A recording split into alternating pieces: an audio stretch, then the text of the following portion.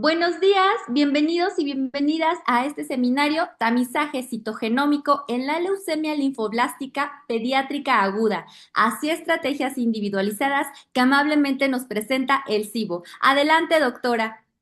Muchas gracias, licenciada Cheula Loaiza. Bueno, me da mucho gusto en esta ocasión que el Centro de Investigación Biomédica de Occidente pues presenta el seminario y más porque estamos en el marco del 50 aniversario de este gran centro de investigación. El día de hoy, la presentación se la hace la división de genética. Esta división tiene tiene 50 años dando servicio al derechohabiente, en particular de las diferentes enfermedades raras y enfermedades genéticas. Entonces, para esta ocasión, uno de nuestros investigadores titulares, el doctor Juan Ramón González García, pues nos va a dar esta gran ponencia. Él es licenciado en biología, maestro en genética humana por la Universidad de Guadalajara y tiene el doctorado en ciencias de la salud también por la Universidad de Guadalajara. Él es investigador titular A y es miembro del Sistema Nacional de Investigadores Nivel 2. Él en su vida académica ha formado a diversas alumnos de posgrado y de licenciatura y forma parte del núcleo académico básico del doctorado en genética humana. Es profesor invitado de los programas de especialidad en hematología de la OMAE, Hospital de Especialidades que está en conexión con la Universidad de Guadalajara y el IMSS, y con la especialidad de hematología pediátrica del OMAE, Hospital de Pediatría, del Centro Médico de la UNAM, del Centro Médico de la UNAM. La leucemia linfoblástica aguda pediátrica es la neoplasia maligna más frecuente en la infancia y se caracteriza por una marcada heterogeneidad biológica que impacta directamente en el pronóstico y la respuesta al tratamiento. En este contexto, los estudios citogenómicos han adquirido un papel fundamental, ya que permiten identificar alteraciones cromosómicas y moleculares claves para la estratificación del riesgo y la selección de esquemas terapéuticos más precisos y personalizados. No obstante, a pesar de su relevancia clínica, en nuestro país el acceso a estas herramientas diagnósticos es muy limitado, debido a que son pocos los centros que cuentan con la capacidad para realizarlas de manera cotidiana o rutinaria. Esta brecha representa un problema significativo en la práctica clínica, ya que los médicos, en especial los hemato-oncólogos, en muchos casos deben tomar decisiones terapéuticas sin el respaldo de la información citogenómica de manera integral, lo que puede influir en la optimización del tratamiento y en los desenlaces de los pacientes.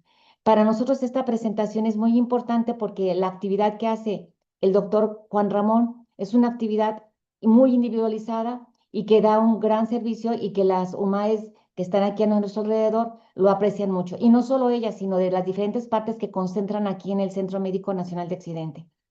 Por mi parte, le cedo la palabra al doctor Juan Ramón para que inicie la presentación.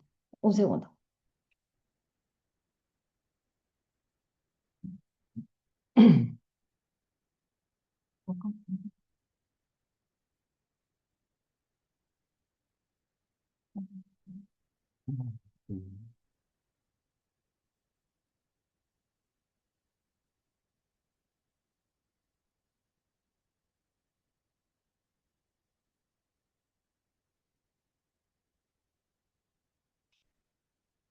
No más.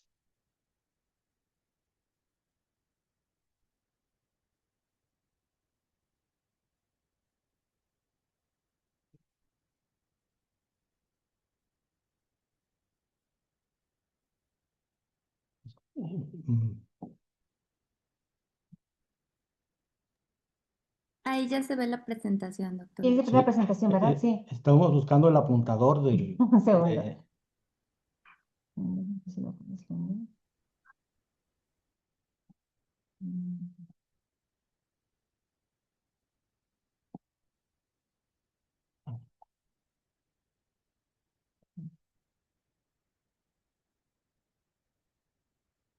ah,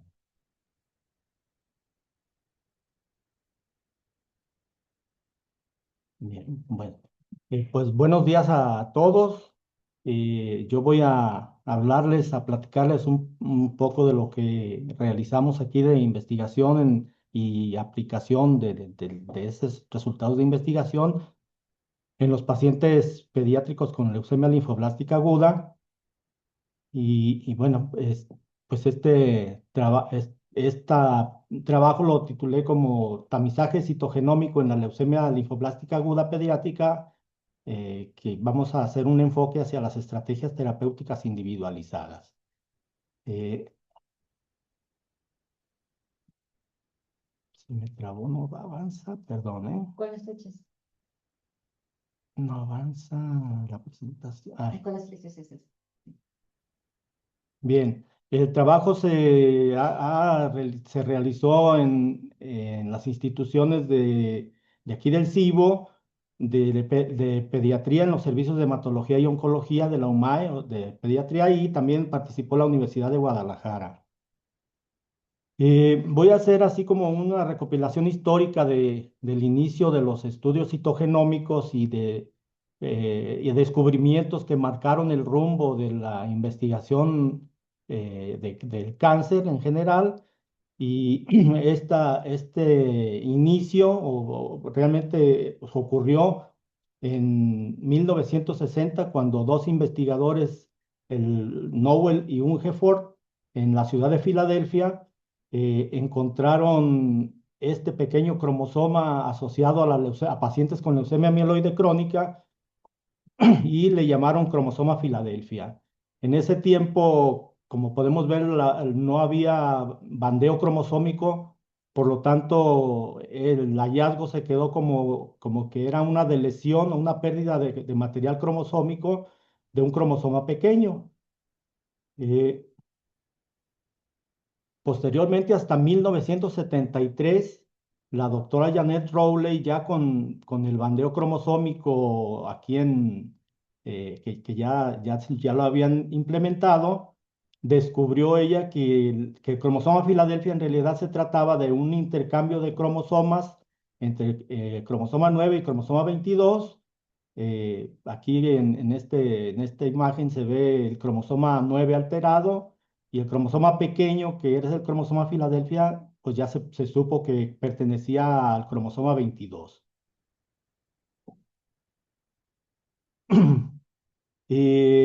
Esto mismo fue avanzando y para 1984 este grupo de investigadores, también estudiando los puntos de ruptura de la translocación 922, descubrieron los genes implicados o alterados por la translocación y vieron que se formaba un transcrito, bueno, un gen híbrido BCR-ABL, la parte 5' BCR y la parte 3' BL y su contraparte ABL-BCR. Estudios posteriores vieron que el oncogen era esto, el gen que causaba la leucemia mieloide crónica era este gen híbrido. Eh, después, eh, después ya en el 2002, estos dos investigadores, Savage y Atman, hicieron una ingeniería muy bonita tomando en cuenta el conocimiento del funcionamiento de la proteína BCR, ABL. Vemos aquí la proteína BCR, ABL, cómo causa la leucemia es que cuando se une a esta molécula de ATP, es capaz de fosforilar a una molécula substrato y esta molécula substrato, una vez fosforilada, fosforila a un efector, a otra proteína, y así es como pasa el mensaje hasta el núcleo para desencadenar la leucemia mieloide crónica. Entonces ellos construyeron artificialmente una molécula que impedía la unión del ATP al sitio de unión de la proteína BCR-ABL, impidiéndole fosforilar al sustrato, y entonces el sustrato que no estaba fosforilado, pues ya no podía pasar la señal hacia su efector, y entonces se inhibía el fenotipo de la leucemia mieloide crónica. Esto tuvo un gran impacto, o tiene un gran impacto hasta ahorita, porque pues ya se tiene o se tuvo por primera vez una terapia completamente específica para las células que poseen esta proteína híbrida y que no, que solamente las células leucémicas lo tienen, ¿sí? Entonces, hay una reducción muy grande de efectos secundarios. Actualmente ya hay más moléculas de nueva generación de estos inhibidores tirosinquinasa que se conocen como el imatinib, nilotinib y otros. Para entrar ya en detalle con la temática, la leucemia linfoblástica aguda, pues en nuestro país tiene una incidencia por arriba de los 60 por millón de habitantes por año y una supervivencia pues muy bajita de 60, apenas 65%, cuando en países desarrollados se tienen tasas muy elevadas, bueno, mayores de 85 a 95%. Eh, los diagnósticos, ¿cómo se hacen los diagnósticos en la leucemia linfoblástica aguda? El diagnóstico, la primera línea es el diagnóstico clínico, que toma en cuenta los síntomas como pérdida de peso, fiebre, hemorragias, también estudios de laboratorio, las biometrías hemáticas y los frotis de sangre periférica. Luego viene el segundo nivel de diagnóstico, que es el diagnóstico morfológico de la FAB, donde aquí se analizan la médula ósea y hay tres categorías, la L1, L2 y L3. Posteriormente vienen los estudios de inmunofenotipo, que estos estudios nos ayudan a distinguir entre leucemias mieloides y leucemias linfoides, y dentro de las leucemias linfoides, pues los tipos el tipo linfoide B, el tipo linfoide T y el tipo mixto, que a veces expresa linfoide mieloide o a veces expresa el linfocito B y linfocito T, o marcadores B y marcadores T, perdón. Y bueno, ya estamos aquí con el diagnóstico citogenómico que identifica alteraciones genéticas específicas y ya se hacen grupos o clasificaciones de acuerdo a esas alteraciones citogenómicas. Ya estos estudios han permitido, se han hecho ampliamente en el mundo y ya más o menos se conoce lo que se espera observar dentro del esquema mutacional de la leucemia mieloide crónica, de la leucemia linfoblástica aguda, perdón. Tenemos aquí fusiones ETB6-RUNX1 y la hiperdiploidía que se consideran de bajo riesgo. Tenemos mutaciones o alteraciones que implican un riesgo intermedio, como la fusión TSF3-PBX1 y fusiones de alto riesgo como BCR-ABL, BCR-ABL-like o arreglos de KMT2A, entre otros. Entonces, pues nosotros de alguna manera nos enfocamos en estas alteraciones descritas para diseñar nuestra metodología.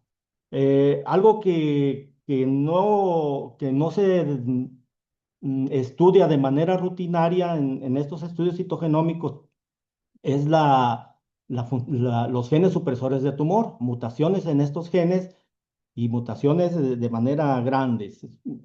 Sabemos que estos genes supresores de tumor, la pérdida de ellos, como el gen RB, que tiene que ver con retinoblastoma, lleva a la neoplasia. En estado heterocigoto no causa cáncer, pero una vez que las dos copias del gen se pierden, entonces es cuando hay una neoplasia. Ya la función de ese gen se perdió y desencadena la neoplasia. ¿Qué expectativas tenemos con nuestra investigación? Pues de primera instancia conocer el perfil de las anormalidades citogenómicas que afectan a la población de aquí del occidente con el LA y pediátrica. Y también quisimos implementar una metodología para un diagnóstico eficiente e integral y costo efectivo. Eh, nosotros diseñamos este panel de sondas de FISH, donde inicialmente aplicamos estas 11 estudios diferentes de hibridación. Actualmente ya hacemos 12 porque esta centrómero 10 y 6 ya lo dividimos y esto nos permite detectar la gran mayoría de todas las anormalidades que tenemos que se muestran en esa gráfica. También hay estudios de FISH confirmatorios con base en lo que se observa en los primeros fishes, luego confirmarlo. Como ejemplo, ay, otra vez. Como ejemplo tenemos aquí, cuando en un caso, en una fish inicial, con esta sonda de IGH y BCL2, observamos células con 3 señales verdes y 2 rojas. Las rojas es del cromosoma 18, donde está BCL2, y las verdes del cromosoma 14.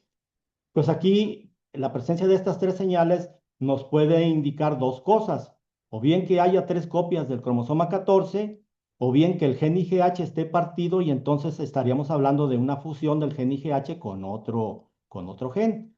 Para comprobar una cosa o la otra, se hace una segunda hibridación con esta sonda que se conoce como IGH Break-Apart, donde los segmentos marcados de ADN, uno de rojo y uno de verde, están continuos y abarcan al gen, para que cuando el gen se parta, estos segmentos se separen, si es que se parte, y si no, entonces permanecen unidos.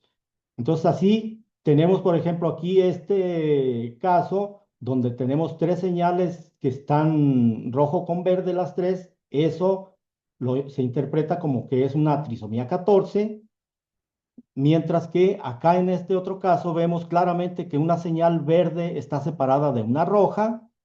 Por lo tanto, aquí ya sabemos que hay una ruptura del gen IGH, y entonces el siguiente paso es buscar el gen que se fusionó con el gen IGH.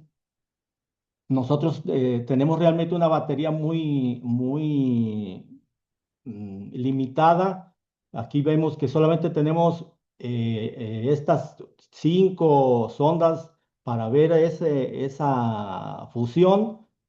Y máxime que este gen IGH se conoce que se ha fusionado con más de 100 genes diferentes.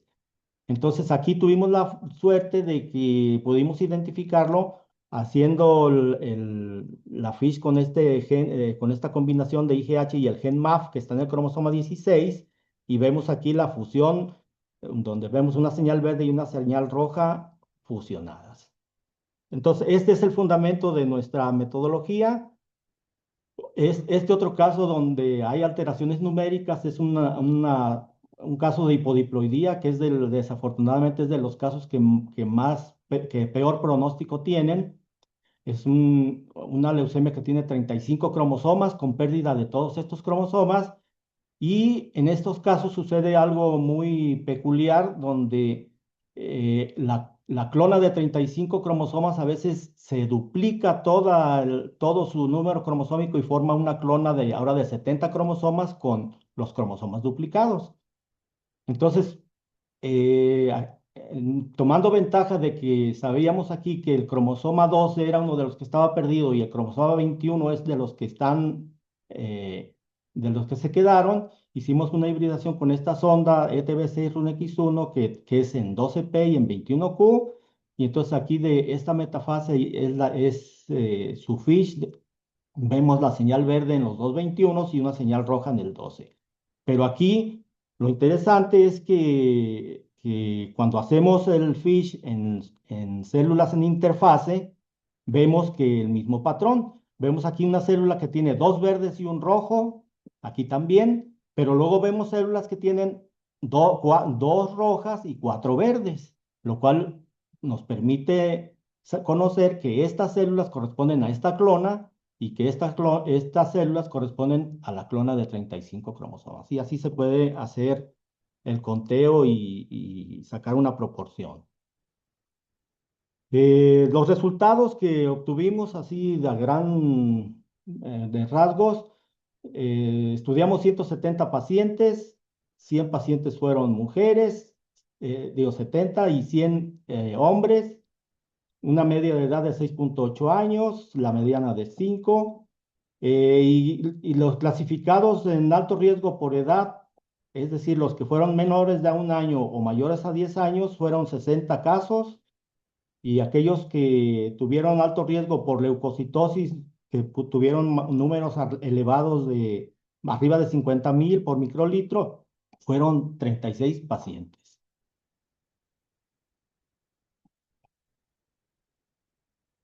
Ya para ver las anormalidades que detectamos y sus frecuencias, vemos aquí en este cuadro cómo sobresalen la de lesión del gen tumor supresor CDKN2AB con 38 pacientes y la hiperdiploidía alta. La hiperdiploidía alta es un tipo que se caracteriza porque tiene número de cromosoma entre 51 y 68 cromosomas. Entonces también fue de las más frecuentes con 38. Y luego la fusión de TB6-RUNX1 con 19 casos. Y aquí quiero señalar esta columna de NAD es No Abnormality Detected. No detectamos ninguna anormalidad con el panel de las 12 FISH que utilizamos. Y esto es un 15%. Y bueno, todo lo demás ahí está. Señalo aquí con el punto rojo todas las anormalidades que se consideran que son de alto riesgo desde el punto de vista citogenómico. Eh, ya en las alteraciones en los casos de leucemia de células T, que fueron 10, vemos aquí que sobresale la de lesión del gen CDKN2AB. En estos pacientes la de lesión fue bialélica, es decir, que se perdieron las dos copias del gen.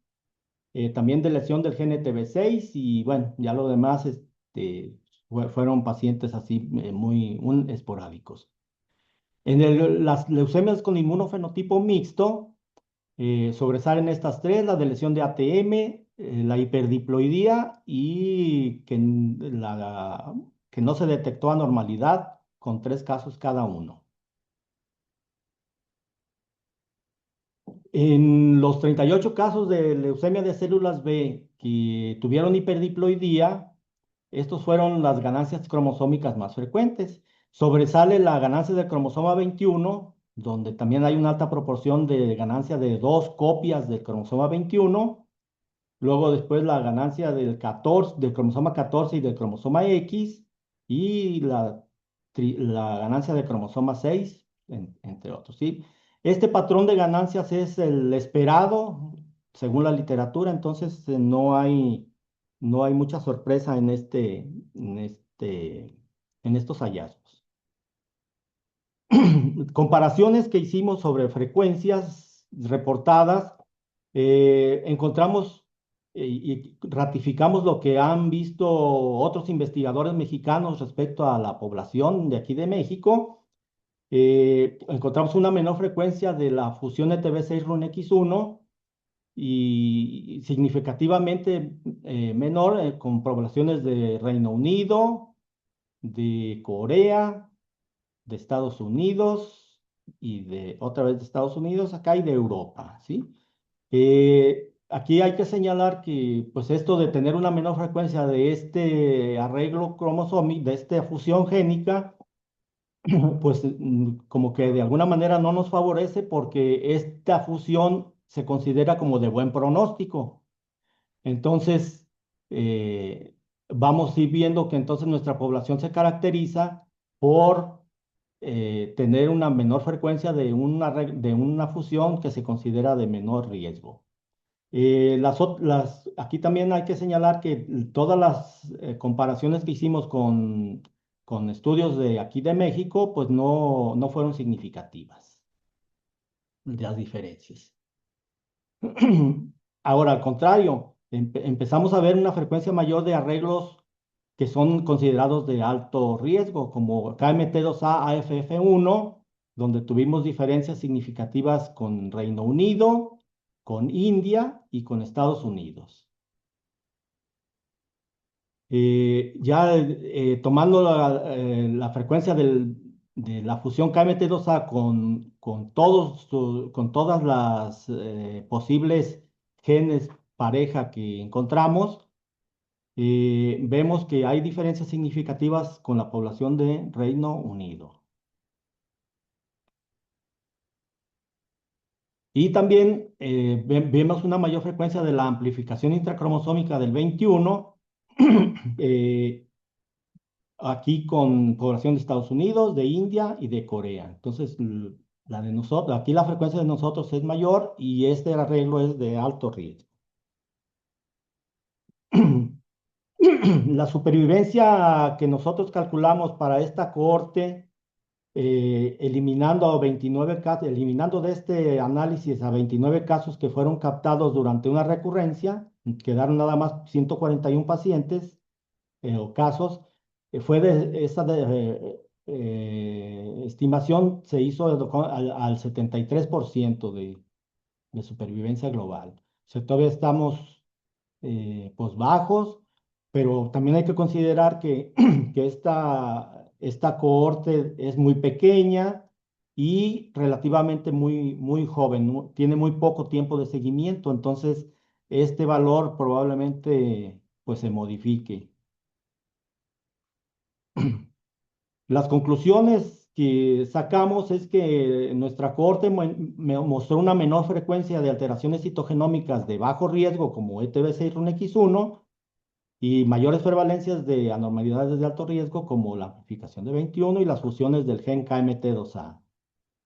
Eh, la deleción de este gen CDKN2AB fue la que tuvieron mayor alta frecuencia y aquí en este gen hay mucha controversia aún de que si confiere buen pronóstico o mal pronóstico. Entonces todavía está aquí como muy incierto. Lo que sí es que pues la tenemos aquí con una alta frecuencia. Eh, ya de las principales ventajas de nuestro panel de FISH que vimos es que todos los casos que nos mandaron al estudio los pudimos analizar, ¿no? Aquí no hubo que ninguno no tuvo muestra suficiente. La evaluación microscópica tardamos 48 a 72 horas de hacerlo, entonces eso nos permite pues tener un diagnóstico citogenómico pues rápido, eficiente e integral.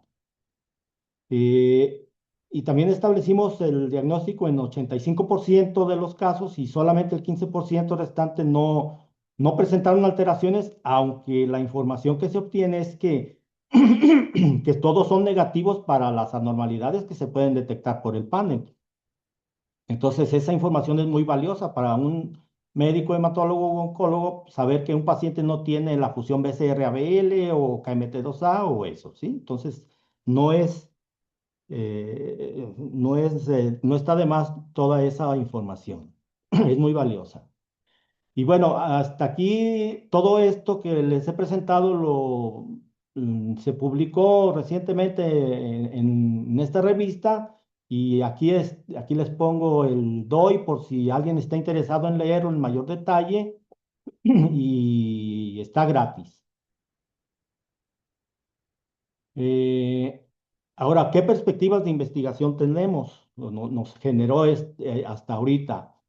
De estos casos que tienen la deleción de CDKN2AB y que pues que son de la mayoría, y como su valor pronóstico aún está muy incierto, pues nosotros quisimos hacer un sondeo de cómo está la región del cromosoma 9 en el brazo corto, en el 9P, y pues diseñamos una estrategia más o menos. Miren, aquí está el gen CDKN2AB, por aquí, en esta misma región, hay un grupo, un clúster de genes de los interferones, que esos tienen mucho que ver con respuestas inmunológicas, y está el gen MLLT3 aquí dentro de esta región.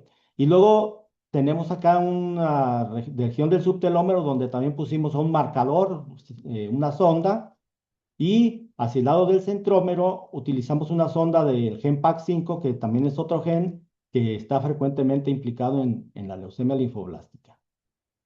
Entonces hicimos todo este estudio de Fish subsecuente a estos casos y más o menos lo que encontramos es que cuatro grupos, los medio clasificamos en cuatro grupos.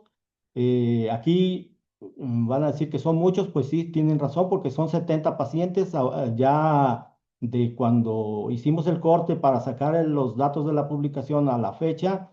Ya nuestra corte ya no son 170, sino que son aproximadamente 250.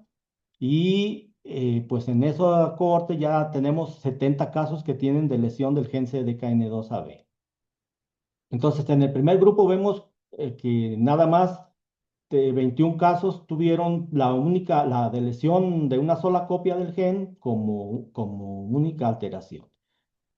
En el segundo grupo vemos que ya hay una variación donde pues tenemos pacientes que tienen, bueno, todos tienen CDKN2AB, pero hay unos que ya empiezan a ver de lesión de los genes del interferón, hay otros que tienen las tres de interferón con MLT3 y hay otros que tienen hasta el subtelómero.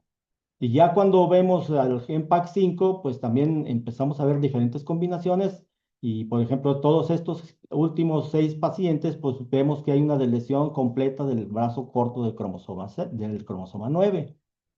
El otro grupo es las lesiones que tienen la lesión bialélica, es decir, que las dos copias del gen están perdidas y pues aquí nada más como anormalidad única, este grupo pequeño, pero este que es el más numeroso, vemos también la lesión bialélica como factor común y vemos diferentes pues combinaciones. Entonces, aquí nos va a faltar hacer un análisis ya de estos grupos de la supervivencia y otras cosas para probablemente podamos aplicar este conocimiento a identificar grupos de riesgo y estratificar más a la de lesión del gen CDKN2AB y poder decir en qué casos sí es de mal pronóstico y en qué casos no es de mal pronóstico. Otra de las alteraciones que observamos fue la amplificación de cromosoma 21. Aquí esta es cómo se ve la amplificación del cromosoma 21 en una metafase. Estos dos son dos cromosomas 21 normales y vemos esta señal pues muy grande que pertenece a una HSR, así se le llama en el lenguaje citogenómico, pero no es más que múltiples copias de los genes que están aquí amplificados, ¿sí? Entonces quisimos más o menos conocer el tamaño del amplicón en estos casos y para eso seleccionamos estos 8 marcadores. Generalmente la amplificación es detectada con este gen RUNX1 porque es de la sonda que está en el panel inicial y luego ya las demás sondas las pusimos como sondas adicionales. Bueno. Vemos cómo la manera de color, vemos diferentes grados de amplificación de cromosomas 21 en diferentes pacientes, pero lo que llama la atención es esta región común que está amplificada en los 13 pacientes.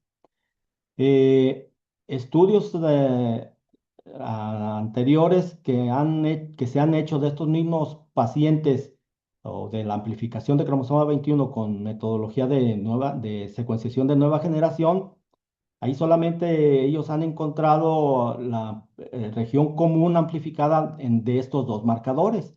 Entonces, ellos no han reportado todavía este otro marcador que sería este que está aquí, sería esta región. Entonces, ellos nada más dicen que desde esa región de la amplificada común y nosotros ya estamos aquí. Claro que estas diferencias pues todavía pueden deberse a que nuestro tamaño de muestra es poquito, pues pequeño, y también podría ser que pues en realidad sí sea una característica distintiva de nuestra población. Eso habrá que seguirlo todavía con mayor detalle.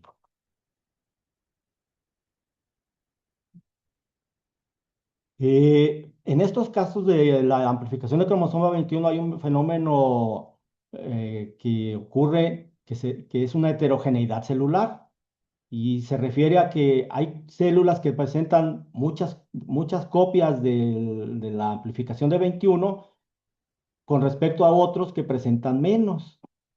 Y eso lo podemos explicar por el mecanismo de intercambio de cromátides hermanas, donde al haber en un cromosoma segmentos repetidos, puede haber apareamiento entre ellos y el apareamiento es de manera equilibrada, pues ocurre el entrecruzamiento y no pasa nada. Las células que se generan aquí son exactamente iguales. Pero cuando hay un apareamiento desigual y el crossing over entre las cromátides ocurre, entonces tenemos una cromátide que perdió un segmento y una cromátide que ganó ese segmento. Y a la hora de que este cromosoma se segrega hacia la mitosis, en la mitosis tenemos una célula que ya presenta un acortamiento pues en este caso de la amplificación, mientras que otras células presentan un alargamiento de ese amplicón, con más copias, ¿sí? Entonces, esto es realmente un problema también para los tratamientos, porque generalmente las células que tienen más copias del amplificado se asocian mucho con resistencia a la quimioterapia. Y entonces la quimioterapia mata a las células menos malignas y nos deja a las células más resistentes. Otro punto que hay que seguir también es la complejidad citogenómica relacionada a los grupos. En este caso, aquí tenemos pacientes que todos comparten la fusión de TB6-RUNX1, pero ya hay otras anormalidades adicionales donde pues aquí vemos que este paciente tiene 4, 5, 3 y así sucesivamente, cada uno con diferentes. Entonces, nos va a faltar investigar o de alguna manera ver qué impacto tienen estas anormalidades cromosómicas secundarias o alteraciones secundarias en modificar el riesgo que confiere la fusión de TBC-RUNX1. Eh, Queremos también comparar los perfiles citogenómicos iniciales con aquellos perfiles que se presenten durante recurrencias. Esto lo estamos haciendo mediante una tesis de especialidad en hematología pediátrica que está aquí en la UMAE Hospital de Pediatría, que es avalada por la UNAM. Eso pues ya está llevándose también a cabo. Lo que nosotros al final perseguimos es que evaluar la supervivencia global pues a mayor tiempo, ¿verdad? Que nuestra cohorte tenga al menos 5 años de seguimiento real. Entonces eso pues nos va a llevar tiempo y es algo que lo tenemos planeado a futuro. Ahora bien, vamos a pasar a las repercusiones de los derechohabientes que esta investigación tiene. Que desde obtener diagnósticos más precisos y oportunos, contribuir al diseño del esquema terapéutico y optimización de los recursos terapéuticos del IMSS. Aquí nosotros identificamos 7 casos con fusión BCR-ABL positivos. Estos casos, como tienen su tratamiento específico con los inhibidores tirosinquinasa, ya sea imatinib, nilotinib, dasatinib o ponitinib, o hay otros todavía, eh, los hematólogos o los hemato-oncólogos o los médicos tratantes necesitan que se les dé el reporte de esta alteración para ellos poder gestionar el tratamiento en la torre de control del IMSS. Entonces, al menos para estos 7 casos, pues se les hizo su reporte y ya se gestionó ese medicamento específico. En otros países, como ya se dijo en la introducción, Los estudios citogenómicos realmente son los que direccionan los esquemas de tratamiento, los esquemas terapéuticos, y pues bueno, con esas estrategias han logrado arriba del 90% de supervivencia global. Entonces, por poner un ejemplo, aquí la fusión de TBC1X1, pues ya el abordaje terapéutico dicen que hay una reducción de la intensidad y está basado en enfermedad medible residual. Para los casos de alto riesgo, eh, lo que ellos hacen o recomiendan es una intensificación de la terapia y también el uso de inhibidores BCL2. Entonces, como que ya hay esquemas pues ya diseñados para cada una de las anormalidades citogenómicas, que es lo que de alguna manera nos hace falta aquí en nuestro sistema de salud. Esta diapositiva es muy interesante porque comparamos el riesgo NSI contra riesgo citogenómico desde su clasificación de los pacientes.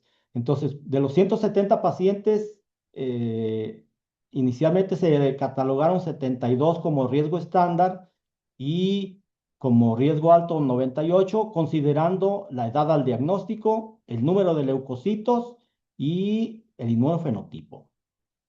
En nosotros, ya cuando hicimos el estudio, pudimos observar que de estos 72, 10 tenían anormalidades citogenómicas consideradas de alto riesgo, lo cual nos lleva pues a hipotetizar o suponer o imaginarnos que la terapia que se les dio, considerando como de riesgo estándar, pues fue insuficiente, ¿verdad? Y por otro lado, casos que fueron catalogados de alto riesgo, vemos aquí que 23 de ellos no tenían alteración considerada o bueno, tenían una alteración considerada de bajo riesgo o en riesgo intermedio, lo cual nos pudo haber ocasionado un problema de citotoxicidad porque se les dio una terapia más enérgica de la que pudieron haber necesitado. Claro que esto es un análisis que simplemente nosotros estamos haciendo la observación, pero pues yo sé que hay otras cuestiones más importantes para determinar esto de la categorización de los pacientes, del riesgo de los pacientes.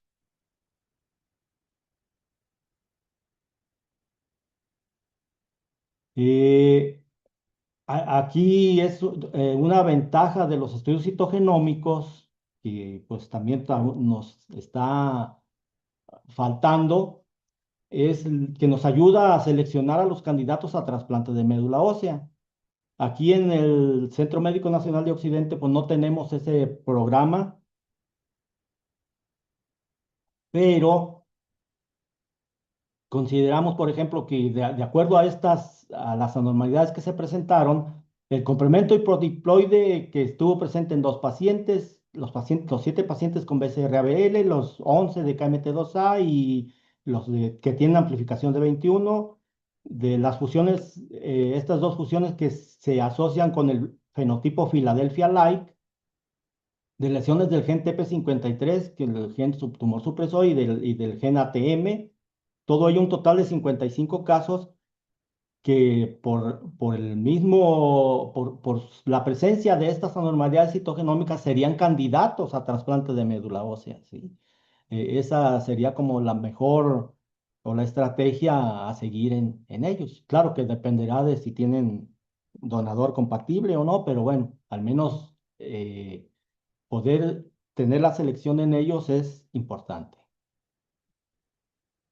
Ahora, voy a mencionar un poquito lo del impacto económico que representa nuestro estudio para el IMSS, y así a grandes rasgos nosotros ya estamos estudiando a cada paciente con 12 estudios de hibridación in situ. Vemos que el proyecto recibió financiamiento de 2 millones de pesos de la CIS. Y también 500,000 pesos lo recibimos en donaciones en reactivos de la UAD Jalisco, de la Universidad de Guadalajara y también de aquí de la dirección de CIBO. Entonces, pues podemos decir que estos 2,5 millones, ahora ya que ya son nuestra corte aproximadamente de 250 pacientes, pues nos fue suficiente y más o menos calculamos que un 10,000 pesos por paciente por las 12 hibridaciones. En el ámbito privado, pues cada estudio de hibridación se cotiza en 7,000 pesos. Así que el tamaño, digo, el costo total de las 12 hibridaciones in situ que si se hicieran en la práctica privada, pues nos saldrían en 84,000 pesos por paciente. Así entonces el costo de los 250 pacientes sería 2,5 millones versus 21 millones de pesos. Entonces pues son estudios realmente que podemos decir que se pagan solos, ¿verdad? Y esto además sin contar la implicación que tiene de medicamentos, de ahorro de gastos hospitalarios que representa tener un buen diagnóstico y lo que no tiene precio, pues la salud de los derechohabientes. Eh, ¿qué habría que proponer o qué sería obligatorio?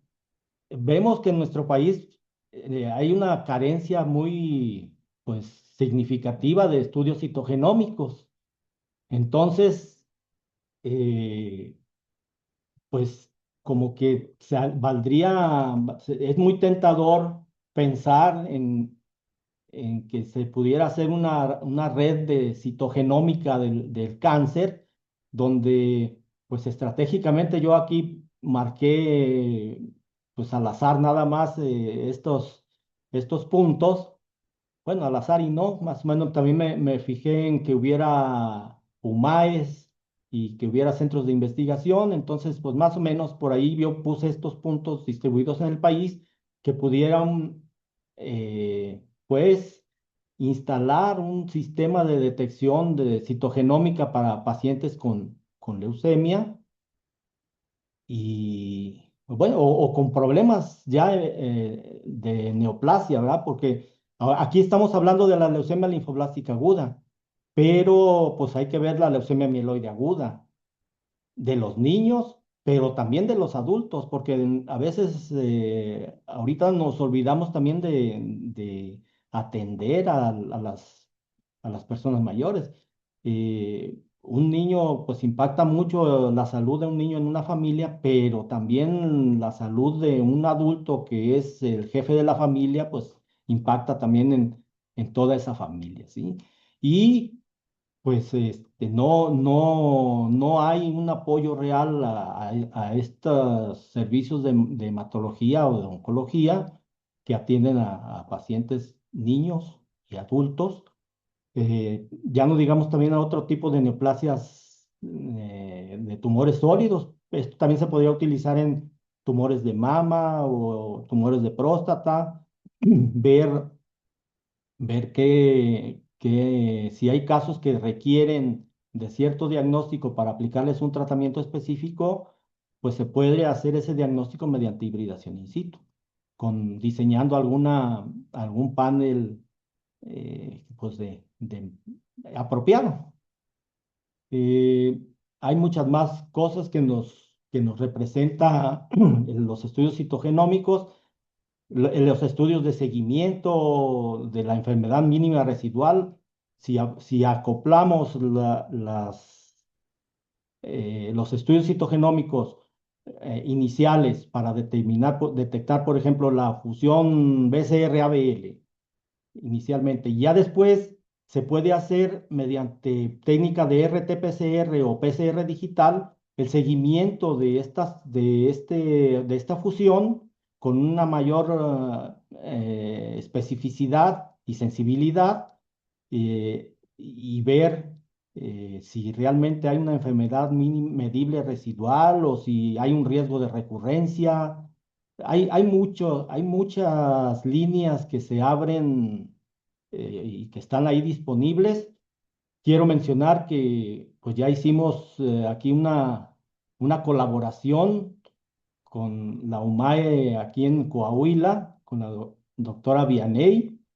Entonces, pues ya hablando en términos de leucemia, ya hicimos nuestra infiltración hacia, hacia, hacia la UMAE de Coahuila y pues ojalá y muchos quisieran sumarse a estos esfuerzos.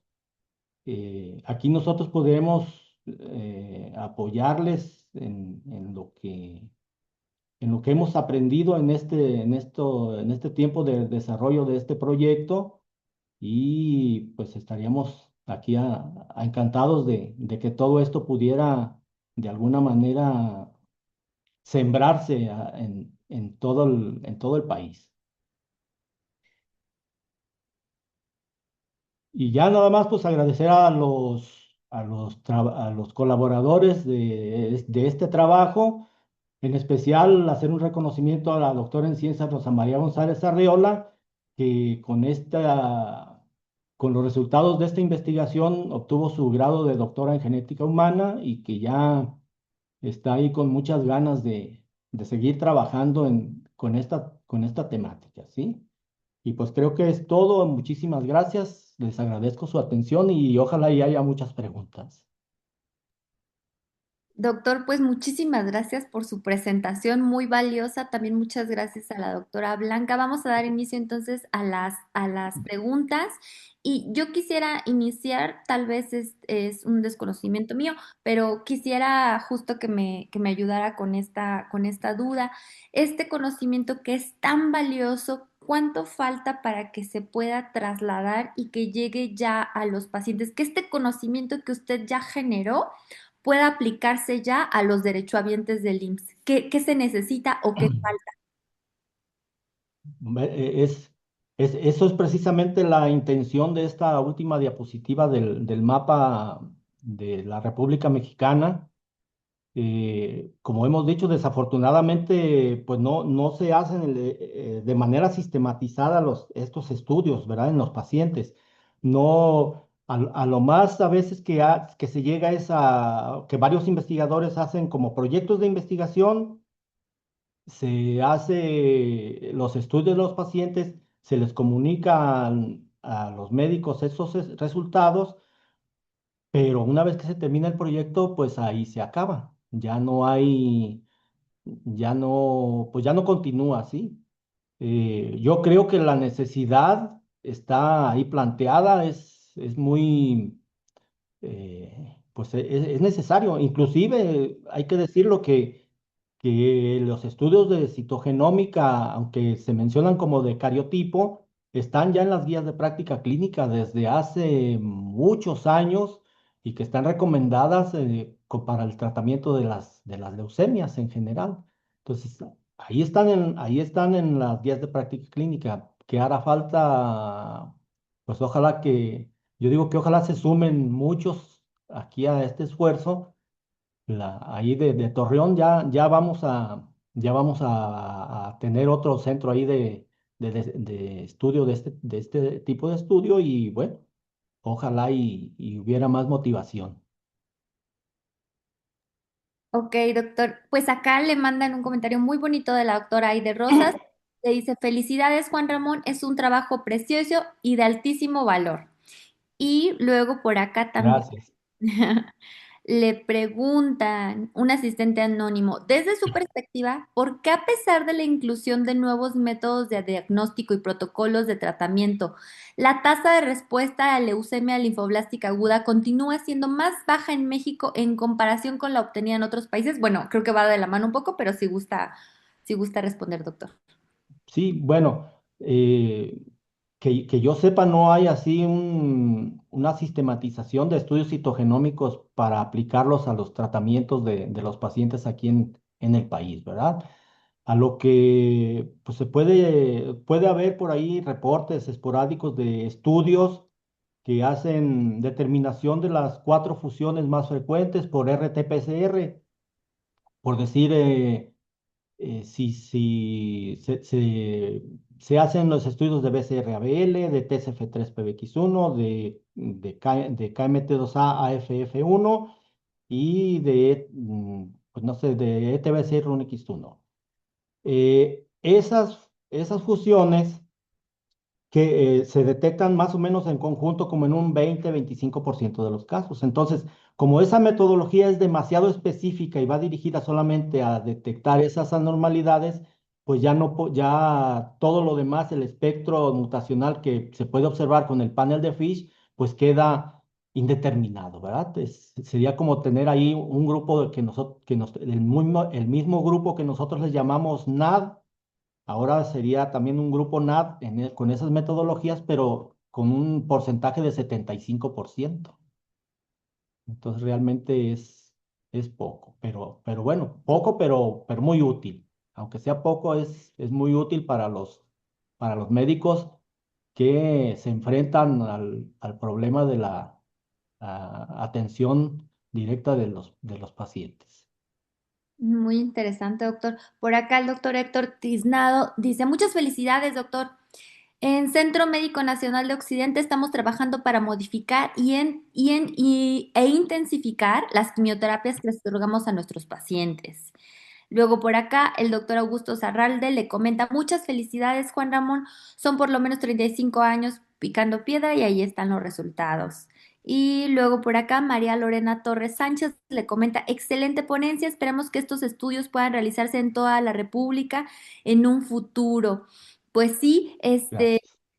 no sé si por acá está la doctora Daira o el maestro David o la maestra Viri para que les comenten cómo funciona el CEBIMAS y pues justo que si esto ya tiene una metodología, pues podrían presentarlo, ¿no? Para trasladarlo a los pacientes. Sería muy interesante que esto, como usted dice, se sistematizara y se trasladara, ¿no? Que este trabajo de tantos años pues ya tuviera un impacto metodológico en los derechohabientes. Y también por acá, comenta el doctor Augusto Zarralde, el doctor Juan Ramón ya podría jubilarse, al igual que con los financiamientos que tiene en término. ¿Qué pasará cuando él decida jubilarse? ¿Hay manera de que se identifique a alguien que se pueda continuar con este trabajo fundamental para la adecuada atención de los pacientes hematológicos? Bueno, pues por acá, no sé si haya por acá alguien de la coordinación que tal vez pudiera ayudarnos con esa respuesta, o usted también, Yo doctor. también les puedo ayudar de que mi alumna, la doctora Rosa María, pues está ampliamente capacitada y preparada para continuar con este trabajo, ¿verdad? Entonces, pues es cuestión de que ya no depende de uno, sino si hubiera interés en que se pudiera incorporar. Muchas gracias, doctor. Por acá tiene levantada la mano Miguel Ángel Olvera Cortés. Eh, ya tiene permitido hablar. Nada más es cosa de que encienda su micrófono. Miguel Ángel Olvera. Bueno, mientras se vuelve a conectar, le damos la palabra al doctor Rodolfo Rivas. Doctor Rodolfo, adelante. Maestro Juan Ramón,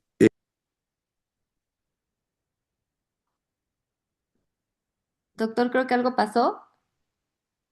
Adelante, doctor Rodolfo. hola Shaula, ¿y me escuchan? Ya. Ujú. Sí. Doctor Juan Ramón, muchísimas felicidades, qué trabajo tan maravilloso. Me uno a la felicitación de este trabajo de vida. Y yo quisiera hacerle algunas preguntas, sobre todo con estas ideas candentes que están surgiendo sobre el marcador CDKN 2A y 2B, donde ya hay revisiones sistemáticas y metaanálisis donde hablan sobre su efecto en la supervivencia.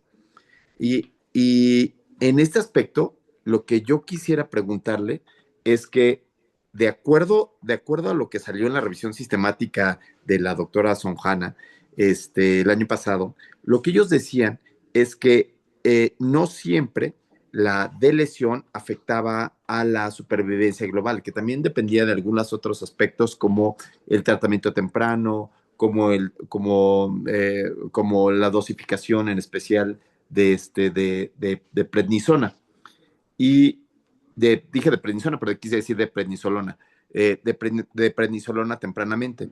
En su corte, ¿cómo se ha comportado estos marcadores? ¿Cuál ha sido el comportamiento? Y si ya tienen los modelos multivariados de análisis de Cox que nos pudieran presentar para ilusionarnos más, doctor. Pero muchísimas felicidades. Sí, gracias, doctor. Miren, ahorita lo que hicimos también con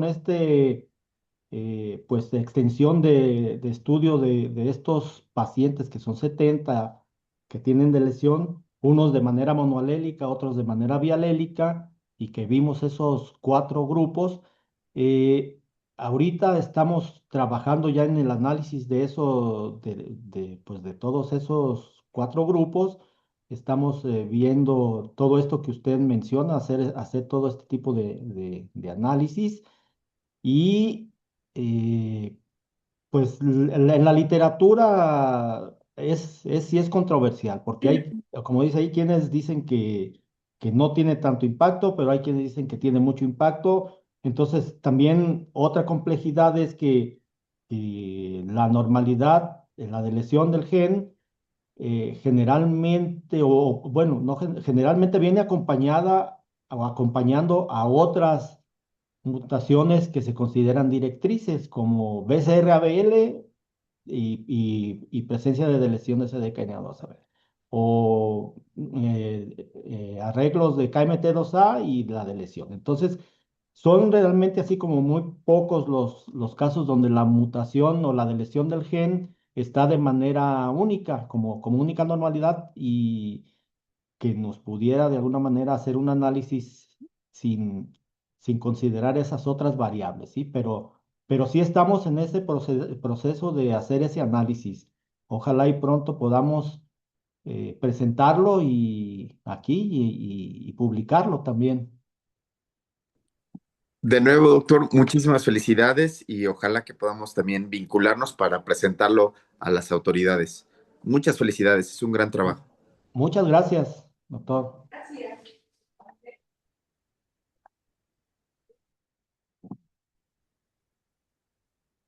Por acá le vamos a dar la palabra al doctor Miguel Cruz. Doctor Miguel, ¿puede encender su micrófono, por favor? Muchas gracias, doctora Blanca y doctor Juan Ramón. Extraordinario trabajo. Y cuando empieza a hablar de discrepancia y el tamaño de la muestra, es frecuente que tengamos eso. Y por supuesto, ahí viene la parte de la ancestría. En ese sentido, doctor Juan Ramón, ¿usted considera que la población que estudia tiene un componente alto europeo o no han visto en ese sentido? Bueno, de estudios que han hecho así de componentes, pues sí, sabemos que nuestro mayor aporte es el europeo. Tenemos también aporte africano y bueno, pues somos ahora sí como decimos, pues somos unos mestizos, ¿verdad? Somos una mezcla pues de varias etnias o varios orígenes de este tipo, pero bueno, también somos un mosaico de ese tipo, o sea, mm, por ejemplo, yo mismo pues tendré un porcentaje de genes españoles, un porcentaje de genes europeos, de árabes. Si los árabes conquistaron a los españoles y les dejaron sus genes y luego los españoles vinieron para acá y nos trajeron esa mezcla, pues también tenemos de todo. Entonces, vamos a decir que yo considero de manera personal que cada individuo, pues vamos a tener un componente étnico compuesto de varios orígenes, ¿sí? Vamos a tener africanos, europeos y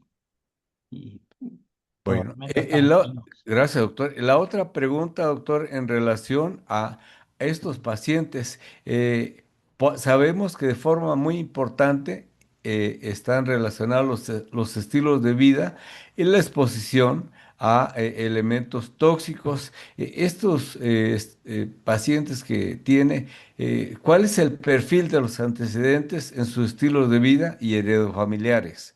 Sí, ese es Eso es mucha de las cosas que hacen falta para que hagan también colaboraciones pues aquí con epidemiólogos que se interesen en hacer pues este tipo de investigaciones. Sí, es una carencia que tenemos aquí nosotros y pues yo estoy abierto a colaborar con quien quiera tomar esa línea de investigación y, pues imagínense, podríamos hacer hasta esas correlaciones de mm, epidemiología con la ocurrencia ya particular de tal o cual rearreglo cromosómico. Eh, no sé si mencionar, pero bueno, al respecto nosotros ya en estos 5 años que llevamos con el proyecto de la leucemia linfoblástica aguda de pediátrica, tenemos ahorita todavía una observación muy interesante, pero que todavía está así como media empírica. Todavía necesitamos más tiempo de hacer, donde a lo largo de los años, de estos 5 años, hemos visto que de manera estacional hay una ocurrencia mayor de ciertas anormalidades. Por decir, por poner un ejemplo, ahorita ficticio, porque no me acuerdo bien cómo iba, pero que los pacientes que tienen la amplificación de 21, esos pacientes han llegado siempre entre el mes de mayo y julio, o que los pacientes que tienen hiperdiploidía, pues su mayor pico de incidencia viene a finales del año y a finales y principios del siguiente año. Esa es una observación que hemos hecho, pero que todavía está pues así como una observación nada más. Y un análisis epidemiológico de este tipo ayudaría mucho a ver si realmente estamos en lo cierto y si está relacionado con algún factor ambiental o poblacional u otra cosa, ¿sí? Pero sí como diga, es mucho el trabajo y pues están abiertas las invitaciones para quien guste. Sí, y doctor, y ya por último, y particularmente en el mapa que usted señala los puntos de estudio, así como la comarca lagunera caracterizada por alto contenido de arsénico, también oímos frecuentemente que en Puebla hay también de este tipo de problemas por los pesticidas y demás, que no es nada más Puebla, sino otros lugares. En ese sentido, ¿no ha usted hecho una vinculación con los epidemiólogos, no sé si INEGI o alguna otra institución donde particularmente se focalice el estudio hacia estos centros con alta prevalencia de leucemias? Pues, Nilda, desde esa perspectiva, yo estaría como más interesado en lo que me correspondería a mi línea de investigación de decir, en esos lugares donde hay alto contenido de contaminantes, sería muy conveniente hacer estudios citogenómicos para ver qué anormalidades o qué alteraciones citogenómicas se están causando por esa exposición a esos contaminantes, ¿sí? Y claro, obviamente que el trabajo epidemiológico pues debería de ir de la mano, pero bueno, yo Pues, invito, ojalá y si hubiera sumatorias y pudiéramos hacer un trabajo mucho mejor, más poderoso y de alto valor para los derechohabientes. bueno, muchas gracias y felicidades. Gracias, doctor.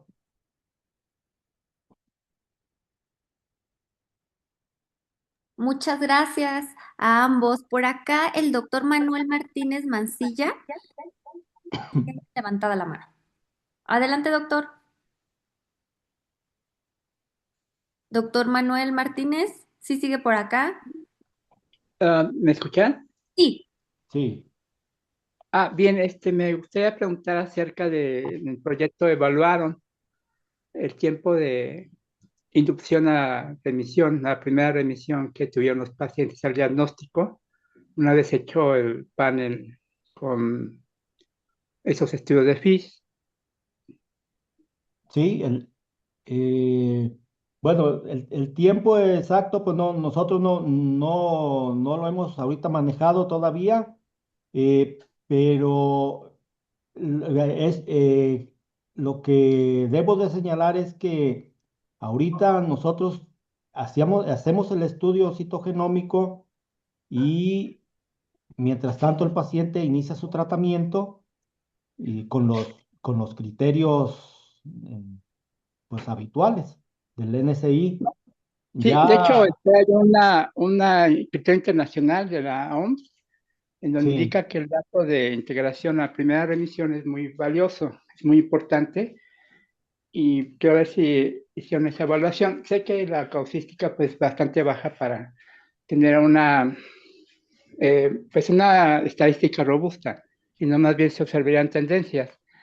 No, no creo que sería bueno evaluar cuánto tiempo eh, tardó para integrar remisión. ajá. Claro que Los sí, pacientes que esa es una buena sugerencia, pues, vamos a tomarla en cuenta y en las próximas, pues el próximo análisis que hagamos de los datos, pues vamos a Sí, porque considerar es muy, muy importante que allá existen guías internacionales para esto, la clasificación la determinación de género de expresión, sobre todo en linfoblástica aguda en pediátrica. Ese dato es muy valioso. sí, sí, habrá que El tiempo considerarlo. de la primera integración y el punto de corte son 30 días de tratamiento Muy bien, para habrá valorar la habrá que, respuesta a cualquier tratamiento, a cualquier esquema que tiene que integrar la primera remisión. Yo creo que ese dato, bueno, a pesar de que la causística es muy baja, pues sí marcaría una tendencia que es lo que está ocurriendo. sí, es valiosa su observación. Vamos a hacer, nosotros al principio hicimos una evaluación en ese sentido, pero no, mejor esa no, o sea, no lo hicimos así de manera sistematizada. Sí, pero es muy extraño porque ese es un dato de la Organización Mundial de la Salud y vienen diferentes guías de esquema de tratamiento en nivel pediátrico. Ajá. Sí, bueno, otra cosa es De que, hecho, se publicó este año en el blog, el manejo, en la revista Blog, el ajá, manejo de los casos en leucemia aguda, los nuevos criterios de certificación. muy bien, gracias por la observación.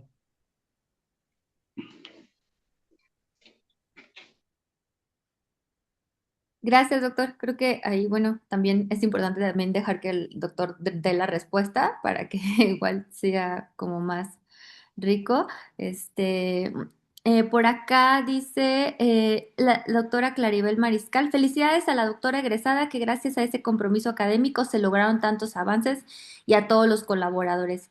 Sí, sí, es muy cierto. Luego por acá el doctor Augusto Zarralde nos vuelve a comentar, en Jalisco hay zonas que se conocen con elevados riesgos ambientales. ¿Hay alguna información sobre la zona de residencia de los pacientes y la relación con los daños citogenómicos? Eh, esa información habrá que trabajarla con el Departamento de Epidemiología de aquí de la UMAE de Pediatría, pero pues son observaciones muy valiosas y habrá que ver si alguien de ahí del Departamento de Epidemiología se interesa en Ujú. tomar esos puntos, ¿verdad? Hacer la colaboración sería pues muy interesante, claro que sí. Sí, justo, esto que dice doctor es muy importante. Justo también este espacio sirve para que dentro del país nos enteremos qué están haciendo alrededor y cómo se pueden hacer colaboraciones conjuntas, porque puede ser que en el CIBO sean especialistas en una cosa y que en otro lado del país sean especialistas en otra y se puede hacer una colaboración bastante interesante, todo con la finalidad pues de llegar a los derechohabientes e incidir, ¿no? Y pues si no hay más preguntas, De alguna agradezco. manera yo quisiera Sí, comentar también pues sí, de doctor. que pues aquí en el centro de investigación estamos abiertos a ayudar a los que pues más o menos se quieran sumar, ¿verdad? Tanto para poder implementar la metodología de los estudios citogenómicos o también para los hospitales que están cercanos aquí en las zonas. Aquí nosotros recibimos muestras de varios hospitales de segundo nivel, como el de la Clínica 46, de la Clínica 180, de la 110, y todos esos les ayudamos a hacer pues, diagnósticos eh, mayormente de fusiones de BCR-ABL o de PML rara, que tiene un impacto también muy específico en los pacientes con leucemia promielocítica, donde en esos pacientes es importantísimo determinar esa fusión PML rara, porque si son positivos, se les da un tratamiento específico que es de ácido retinoico, y que el ácido retinoico, como sabemos, es un derivado de la vitamina A, y esos pacientes pues logran remisión casi, pues casi completa, o sea, casi se considera que hasta casi llegan a curarse. Eh, hay muchas neoplasias que tienen ciertas características únicas, donde también se les puede aplicar el estudio de Fish para determinar esos pacientes y darles un tratamiento ya específico para ese tipo de neoplasias, como en el cáncer de mama, los pacientes que tienen la amplificación de HER2. Esa amplificación de HER2 también podría ser detectable por Fish, y eso nos aceleraría también la terapia de esos pacientes. Entonces, también damos apoyo a los al Oncocrean de Colima y al Oncocrean de Bahía de Banderas. De ahí nos mandan a los pequeños con leucemia linfoblástica aguda para el estudio, bueno, a las muestras. Y pudiéramos también recibir cuando hay emergencia o de algunos casos, pues podíamos apoyar en en el estudio, ¿sí? Claro que lo ideal será, ojalá y si se pueda, que este plan plasmado en esa diapositiva del mapa de la República Mexicana, donde pudiéramos poner varios centros de diagnóstico citogenómico en el país, y que eso pues ya les daría a todos los médicos del país las herramientas para un mejor tratamiento de los pacientes. Doctor, ¿no puede poner silenciar su micrófono para mí? Sí. Solo para remarcar el trabajo. ¿Puedes poner? Es que también hay que como bloquearlo, doctor. Aparte de silenciarlo, hay que bloquearlo.